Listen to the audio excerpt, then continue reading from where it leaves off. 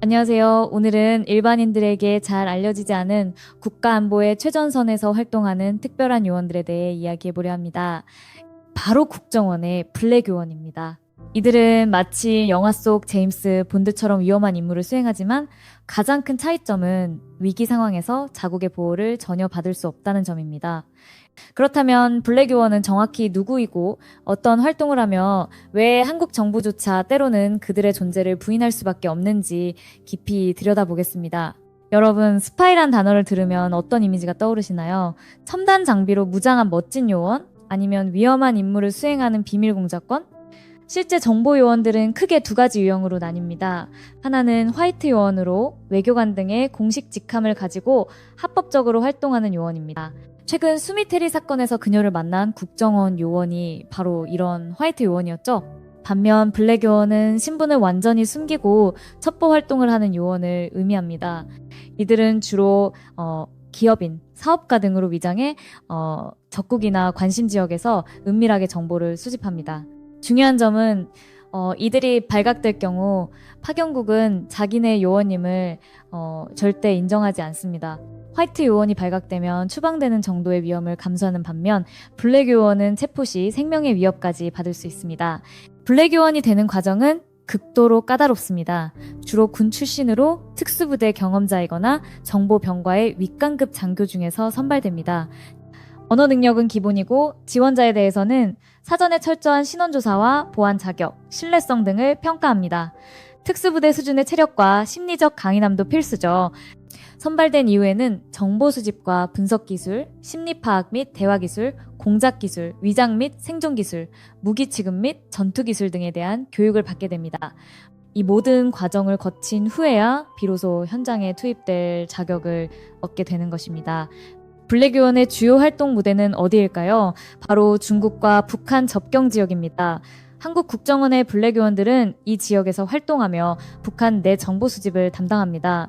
그들은 신분을 철저히 숨기고 활동하기 때문에 현지 방첩기관의 추적과 체포 위험에 항상 노출되어 있습니다. 놀라운 점은 이들이 신용카드조차 만들지 못하고 심지어 가족들조차 그들의 진짜 직업을 모르는 경우가 많다는 겁니다. 실제로 중국 동북 삼성의 한국 국적 항공사 부지사장급 자리는 정보기관 중간 간부가 부임하는 게 공공연한 비밀이라고 합니다. 고려인삼공사 총판 등의 간판을 달고 탈북자 관련 첩보나 대북 정보를 수집하는 거점으로 삼는 경우도 있었다고 하죠. 이렇게 위험한 환경에서 일하는 블랙 요원들은 평생을 국가를 위해 헌신하지만 퇴직 후에는 전문성을 살릴 기회가 적어 어려움을 겪는 경우가 많습니다. 많은 요원들이 계급 정년이나 연령 정년 때문에 조직을 떠나야 하며 퇴직 후에는 사회에서 자신의 기술을 활용할 방법을 찾기 어렵다는 현실적인 문제도 있습니다. 블랙 요원의 존재가 국가 안보에 얼마나 중요한지는 2024년 8월에 발생한 충격적인 사건을 통해 드러났습니다. 국군정보사령부에 블랙 요원 명단이 유출되는 사건이 발생한 것입니다. 군무원 A씨가 중국 정보요원으로 추정되는 인물에게 포섭돼 정보사 해외공작 요원들의 신분 정보를 넘긴 사실이 밝혀졌습니다. 이 사건으로 정보사는 해외에 파견된 현직 요원들의 신분이 노출됐을 가능성이 있다고 판단해 중국, 러시아, 몽골, 동남아, 중동 등에서 활동하던 수십 명의 요원을 급히 귀국시키고 활동을 중단시켰습니다. 수년간 공을 들인 정보망들이 한꺼번에 무너지는 순간이었죠. 한 전문가는 이 사건을 건국 이래 최대의 정보 실패, 방첩 실패 사건이라고 평가했습니다. 블랙 요원의 명단이 유출됐다는 것은 정보망 자체가 무너진 것을 의미하기 때문입니다. 이 사건은 이들 요원의 신분을 보호하는 것이 얼마나 중요한지를 극명하게 보여줍니다. 사실 블랙 요원의 신원이 외부에 노출되는 것은 이번만이 아닙니다. 2008년 9월에는 정부 인사가 김정일 북한 국방위원장의 건강 상태에 대해 언급하면서 쓰러진 뒤 이 3주 후 정보를 입수했다고 말해 북한 내 첩보원의 존재를 우회적으로 알린 사례가 있었습니다. 이로 인해 북한은 블랙 요원 색출에 나섰고 한국의 정보망이 심각한 타격을 입었습니다. 또한 제중사업가로 위장해 북한과 접촉하고 김정일과도 만난 흑금성 박채서 씨는 90년대 말 국가안전기획부, 현국정원의 정치공작 과정에서 신원이 노출되어 그의 대북 사업도 허사가 되었습니다.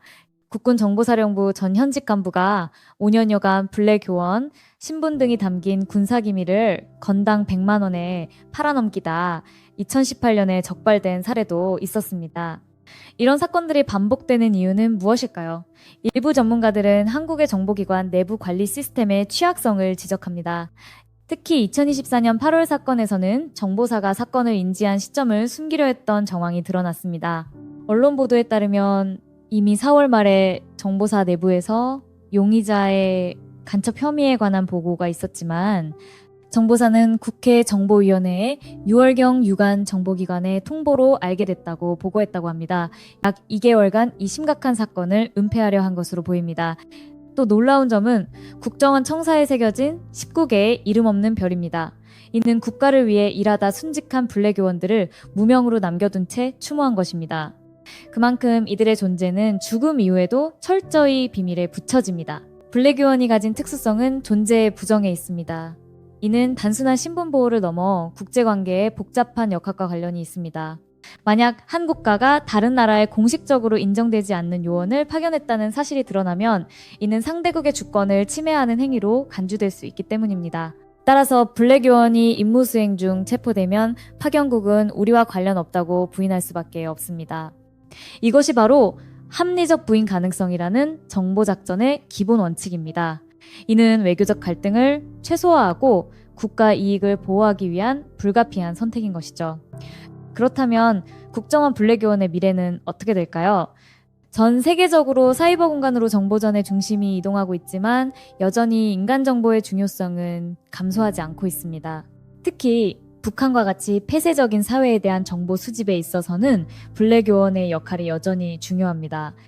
다만 과거 냉전 시대의 전통적인 스파이 활동에서 벗어나 디지털 정보 수집과 결합된 하이브리드 형태의 정보 활동이 증가하고 블랙요원들의 활동 방식도 진화하고 있습니다. 최근에는 정보 수집뿐만 아니라 산업 스파이 감시, 테러 방지, 해외 교민 보호 등으로 임무 영역이 확대되고 있는 추세입니다. 하지만 아무리 시대가 변해도 블랙요원의 본질은 변하지 않습니다. 그들은 국가를 위해 자신의 정체성을 버리고 위험을 감수하며 때로는 생명까지 걸고 임무를 수행합니다. 그리고 그 공로는 대부분 빛을 보지 못한 채 역사 속에 묻힙니다. 국가가 공식적으로 인정할 수 없는 그림자 속의 전사들, 블랙요원.